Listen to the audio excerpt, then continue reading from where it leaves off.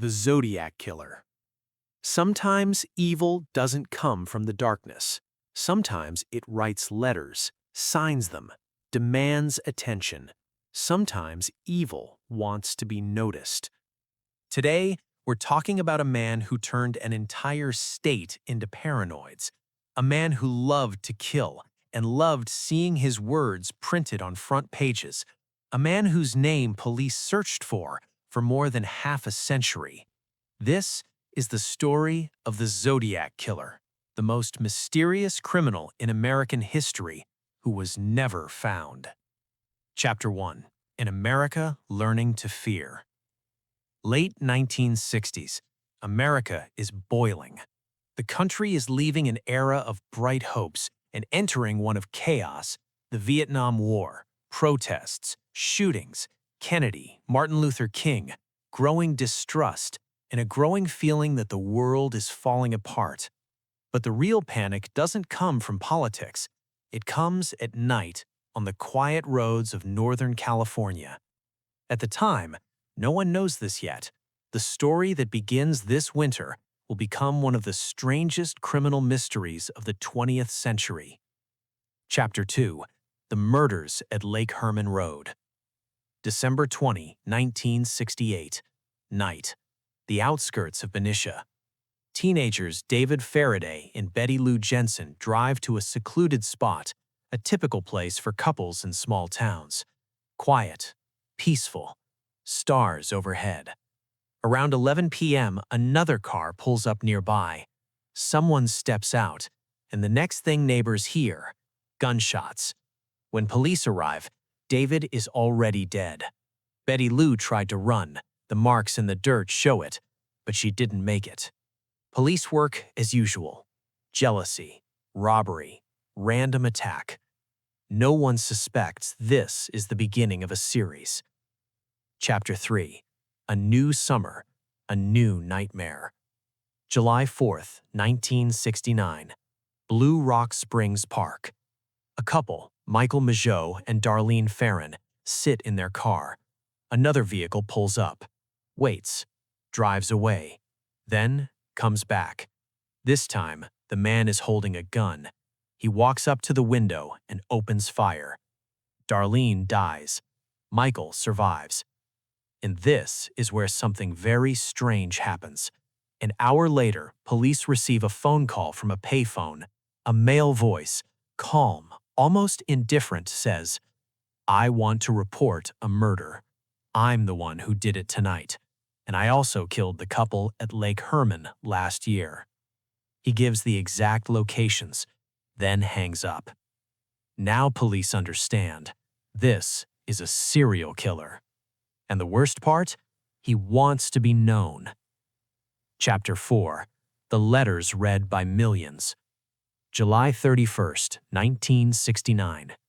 3 major newspapers receive letters. Inside, ciphers, threats, demands. He writes, "Publish this on the front page or I will kill again." At the bottom, a circle with a cross, signed, Zodiac.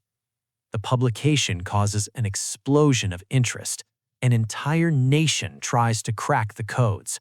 One cipher, the famous 480-symbol cryptogram, is solved by an ordinary American couple at home with no professional background. It doesn't reveal his name, but it reveals his mind. "I like killing people because it is so much fun. When I die, I will be reborn in paradise, and the ones I have killed will become my slaves." America reads this, and fear becomes real. Chapter 5. The Masked Murder. September 27th, 1969. Lake Berryessa. This attack matters because it's the only time victims saw him clearly. Brian Hartnell and Cecilia Shepard are relaxing by the lake. In broad daylight, a man approaches them. He's wearing a black hood, a large crossed circle symbol on his chest. He speaks calmly, says he's an escaped convict, says he needs their car. He ties them up, then stabs them. No emotion, No shouting. Before leaving, he writes on the car door their names, the time, and signs it Zodiac. Cecilia later dies. Brian survives and gives the most detailed description of the killer. Police now know what he looks like. It changes nothing. Chapter 6. The Taxi Driver. October 11th, 1969. San Francisco. Taxi driver Paul Stein picks up a late-night passenger. A normal ride. Instead, the passenger shoots him in the head, wipes down the interior, and walks away. 3 teenagers see it from a window and call police. They give a clear description. A white male, around 40, glasses, short hair.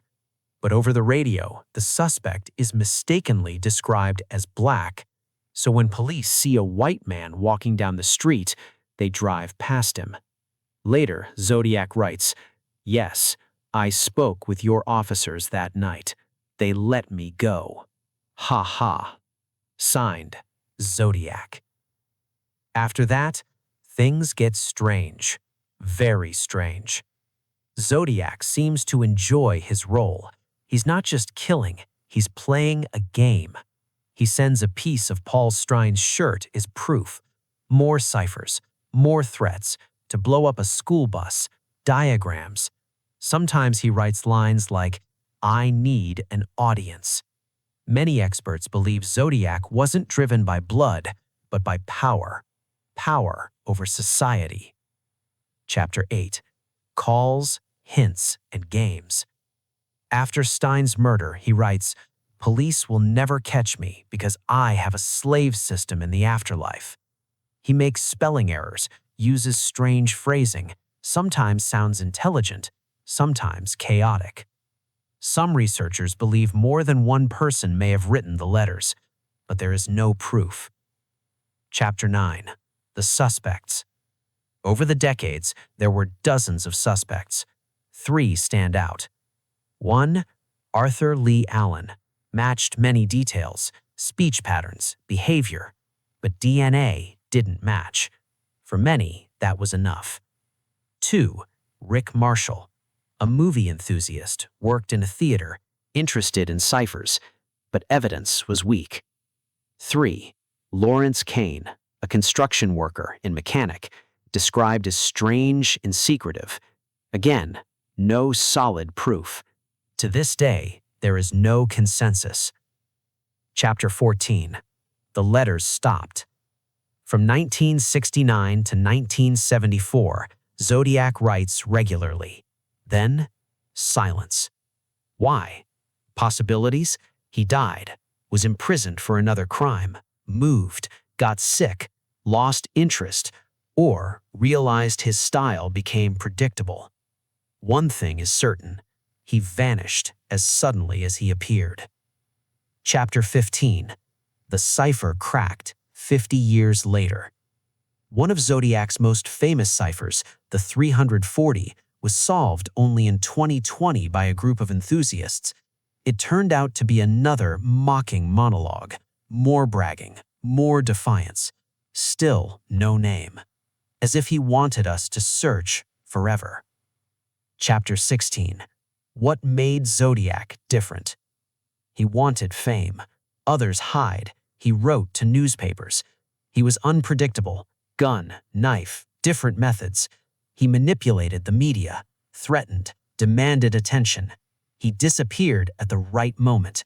He wasn't caught because he stopped. He was educated. His ciphers were more complex than they seemed. He was ordinary. Witnesses described him as completely unremarkable, and maybe that's why he was never caught. Chapter 17. Theories. There are many theories today. Was he military? Knowledge of weapons and codes suggests it.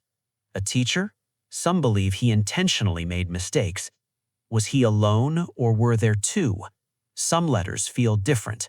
Mentally ill? Likely, but not out of control. Did he really kill 37 people? Officially, no, but investigators suspect more victims. Chapter 18. Why the case is still open. No DNA, No confirmed photo, conflicting eyewitnesses, weapon never found. Handwriting matches many people. Ciphers contain no names. Crimes spread across jurisdictions. And most importantly, he disappeared before police could close in. Chapter 19. The most terrifying part. Zodiac wasn't a ghost, not a genius. He was a human being. He ate, slept, worked, watched TV. He could sit next to you in a restaurant, stand in line at the store, live next door. He was ordinary, and that's what made him dangerous. Chapter 20. Zodiac's Legacy. Today, the Zodiac story lives on through books, movies, investigations, hundreds of YouTube channels, amateur detectives,